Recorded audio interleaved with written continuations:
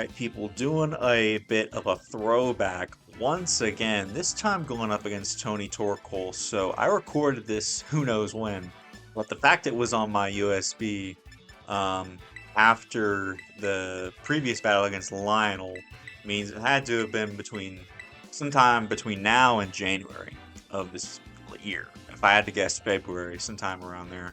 But either way, we're in the UU tier, at least the UU tier that was at that time. I don't even know how the tiers have shifted at this point. Who knows? Um, but I am trying to use my Deoxys defense, as well as I know Iron Moth was in this tier this time. And you know, Bandit Azumarill always hits pretty well for me. I don't know how much I've actually used Hisui and Gudra, so I would like to see if that mon can do well. Meanwhile, they've got a lot of good mons like Metagross and Raikou, as well as the classic Infernape. But they've also got a very good spinner in Tentacruel and Porygon Z. So yeah, I'm trying to hop back on the content horse like I've been saying. Get a lot of the stuff. I had a lot of stuff that I was just there that I never got around to editing or anything like that. I'm pretty sure, I had to have recorded audio somehow for this, but I'm guessing whenever I was making room for a bunch of stuff on my computer, I was trying to throw out a bunch of stuff. I must have accidentally tossed out either the OBS audio for this or maybe just the battle recording that was in my files for it. So we're just going to do the classic post recording. I used to do a lot of these back in the Sword and Shield days, if let's say there was a lot of stuff going on in the house, but I still wanted to get a battle in. So we're going to lead off with the classic Lost in Oras here, as we all know. Transferred from Omega Ruby Alpha Sapphire with the Pokemon Bank. I didn't realize it was just sitting there for years. I mean, I remember I replayed through that game back in like 2018, so it's just been sitting there ever since.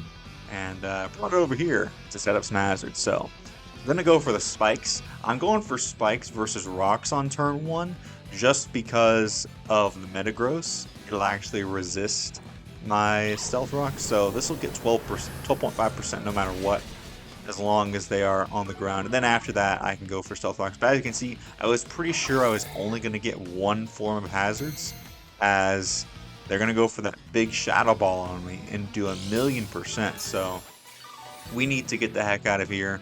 Thankfully, though, we do have an answer in our Hisuian Gudra, who has an Assault Vest. And based on the damage, I am fairly certain that this thing is likely Specs Raikou. So because of that, then, Hisuian Gudra will be free to get a hit off on whatever else wants to come in, because they're definitely not staying on the Assault Vest Gudra. So yeah, like I said though, I'm very hyped to be back, doing a lot more stuff. I mean, I'm hitting it pretty hard, pretty fast right now. I don't know if I might get burnt out eventually, because I'm starting up 2 draft leagues on top of a new job. We'll see though. We'll see. I'm hoping that I can balance everything out and make it work. So far, I've been doing pretty good. But they're going to withdraw their Raikou, and they're going to send in the Tentacruel. So Tentacruel, I'm surprised they actually did that. So they must have been expecting me. Yeah, they want to get rid of those hazards. So they knew that I was going to switch. They're going to take this opportunity to be able to get their Tentacruel in for free, which is a good play. Good play on Tony's part. They want to get rid of these pesky spikes. They know I love hazards. So at this point, I'm like, okay, can't really touch this thing. Well, I can, but no, what I wanted to do is I wanted to block the spin, obviously, the classic. Of course, it is a little bit risky, because Bramblegast isn't the bulkiest Pokemon, but it can at least take one hit. Although, I'm pretty sure Tentacle will be faster afterwards. So they do go for T-Spikes on their end. So they're going to take that opportunity to try to get up some T-Spikes. That way, they can probably hit me on this next turn. Although I believe, yeah, I do have a Grounded Poison type in Iron Moth. So we're good on that front. So for now, I can probably hit this thing with a Power Whip, right? If I want to. For chance. Yeah, I have Power Whip and Seed Bomb. Interesting. I guess in case I wanted to, didn't have to worry about missing. Because usually I feel like you'd have Poltergeist in one of those spots. But yeah, there's the Sludge Bomb, like I expected. Did about as much as I was anticipating. Did a good chunk.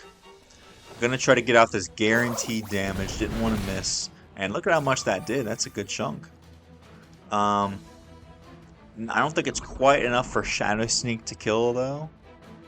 Here's the thing, though. I could Shadow Sneak and just let this thing go down and absolutely refuse to let them spin on me.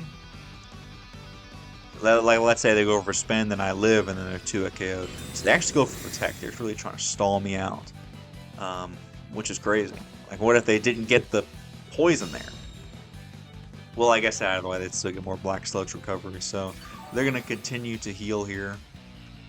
And then I'm going to take some more poison, which is quite unfortunate. So let me see. I went from 38 to 22, so I can take one more. But I'm going to take this opportunity to just go ahead and bring an Iron Moth, because it seems like they just really don't want me to spin block them. And so sure enough, they're going to switch out their Tentacruel into something. I'm doing a lot of switching this game, but this is one of those good games. They send in Porygon Z on an anticipated Shadow Sneak. Going to take some nice spikes. And the Tentacruel will also take some spikes coming in the next time too. So Agent Moth is just going to absorb those T-Spikes right up and activate its booster energy. So of course, I'm pretty sure it's going to be speed, right? Oh, attack. Okay, fair enough, yeah. Yeah, what was I saying? Of course, it's got 140 base attack, and if I'm just max speed, max special attack, then it's going to have that attack boost. So this thing is going to hit very strong. It's going to be Life Orb, essentially Fiery Dance, and I can get even more boost potentially off of that. So we're going to hit him pretty hard right now. And anything that wants to come in, it's going to take some spikes. Yeah, I mean, I believe Iron Moth was one of the top UU mons at this point, so very strong mon. I wanted to see how it did in the UU tier. They're going to go for a tri-attack. That's Life Orb tri-attack, but thankfully Iron Moth, although it doesn't have the best defense, its def is at least decent. So we were able to tank that. Not too well, but at least enough to live the next hit. So at this point, Iron Moth ain't looking too bad. They're going to send in Fred, who is the Infernape. And fairly certain that this thing is going to go for Fake Out. And at this point, I'm so low that I'm probably going to die to the next hit. My booster energy has been used up, but that's okay. Iron Moth already took out one mon. I'm going to send in Mandibuzz on this Fake Out or U-turn or whatever they want to go for. And they can take some Rocky Helmet chips. So sure enough, there's the Fake Out. Take some nice little bit of chip. And if they hit me again, they're going to take even more. So I'm fairly certain they're going to switch out. I'm going to take this opportunity to get some momentum and U-turn on whatever wants to come in. So they're actually just going to hard switch, which is smart play. They don't want to take more chip from a U-turn.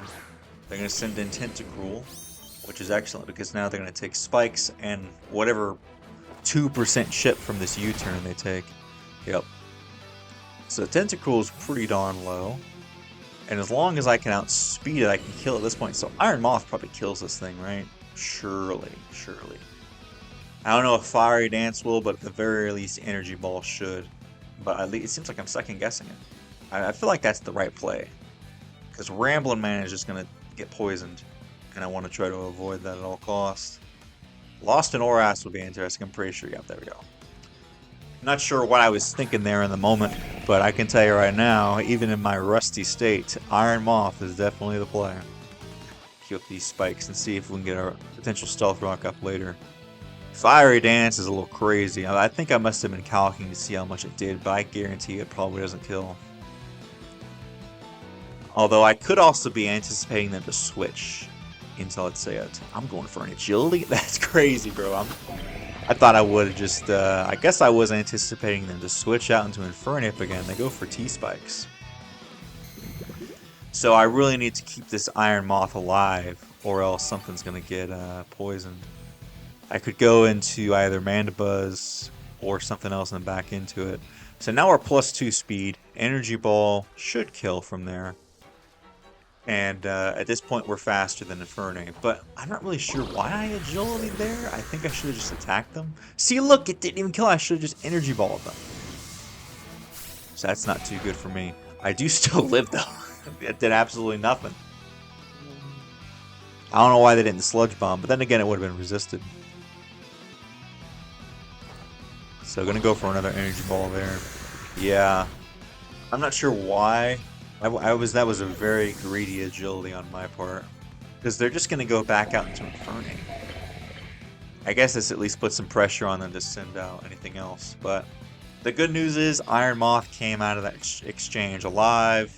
My spikes were not spun, and all I have to do is switch Iron Moth back in to absorb the T-spikes later. So this thing does have an air balloon, so it has not taken any spikes chip yet, but hopefully it will soon enough.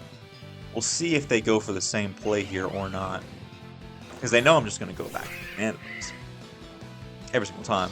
Yep, there's the fake out once again. We can just rinse and repeat, continue to U-turn out, and we're good. Even if they stay in, I have a slow U-turn and I break their balloon. Seems like I'm actually tempted to Brave Bird. I don't know if that's the play. But maybe I was anticipating to change it up and stay in. But I think U-turn's the safest play no matter what. See, up there they stay in. They're going to take Flare Blitz. Do absolutely nothing. It's just a little bit of recoil from the Flare Blitz. But with the Rocky Helmet and everything combined, and now the U-turn to break the air balloon, which means that the spikes are now going to come into play on this Infernape.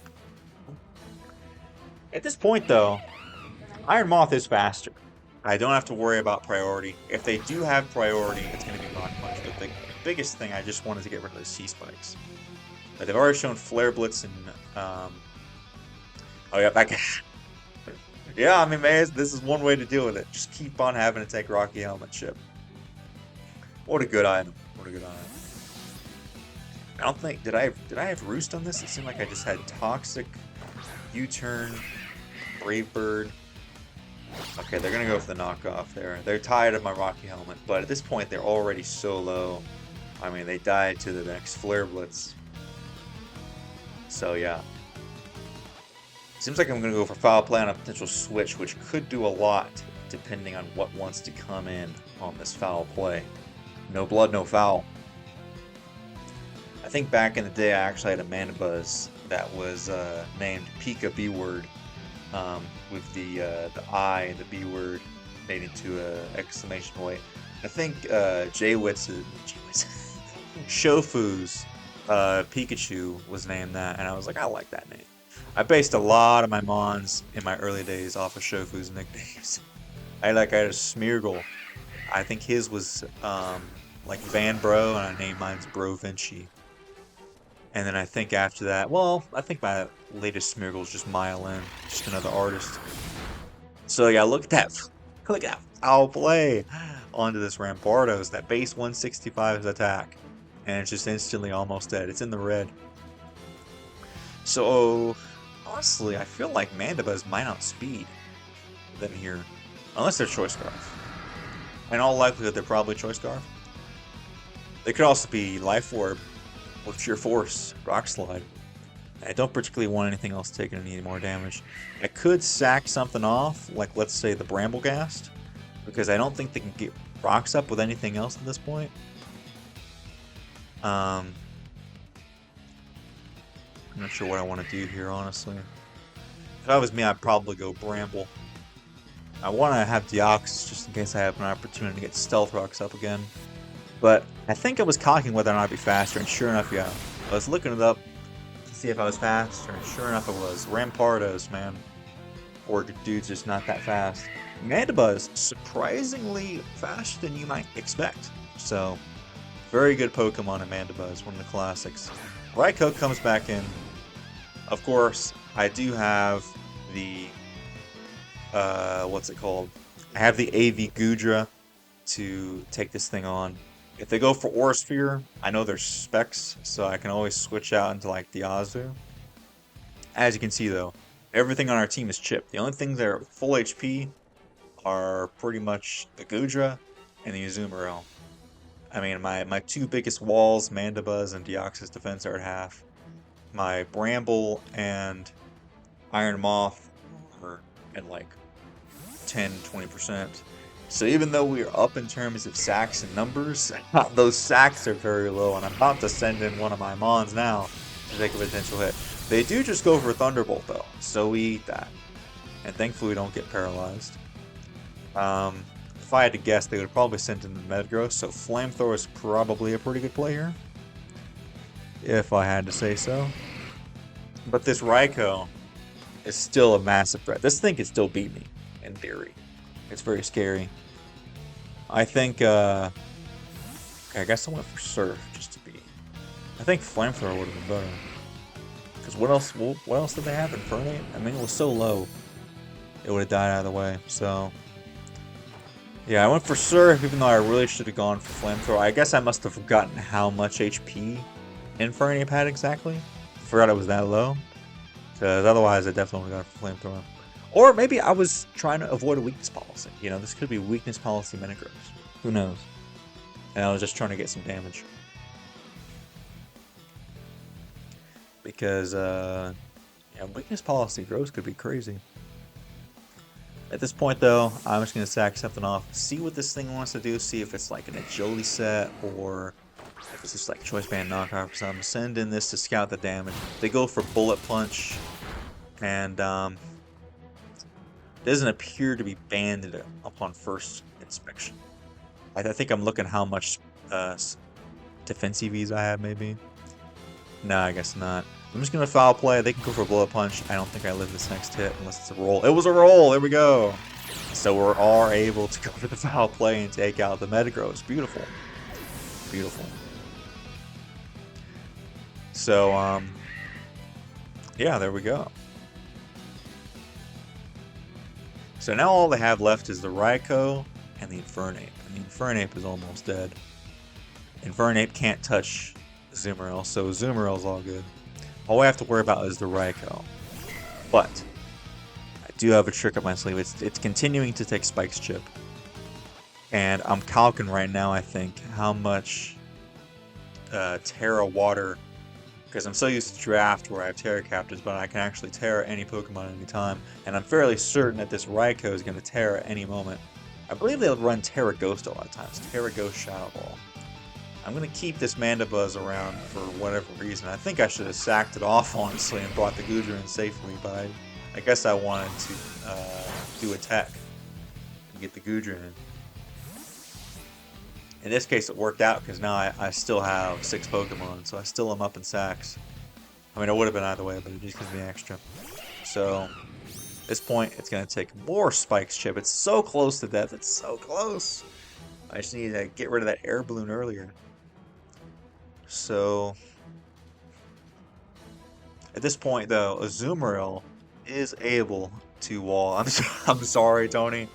I really want this 6-0, apparently. I'm really trying to preserve it.